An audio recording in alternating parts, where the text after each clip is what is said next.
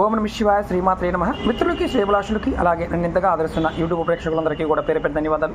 మిత్రులారా, మీ అందరికీ పరాదేవత ఎల్లవేళలా మీతో ఉండి మీ మనోవాంఛ నెరవేర్చాలని మనస్ఫూర్తిగా కోరుకుంటున్నాను.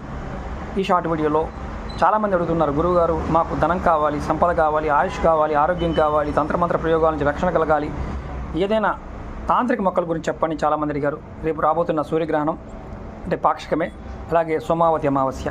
ఈరోజు మీరు మీ దగ్గరలో ఎక్కడైనా సరే ఇలా తెల్లజీలుడి మొక్క ఉంటే అది నర్సరీలో ఉన్నా మీరు తెచ్చుకోవచ్చు.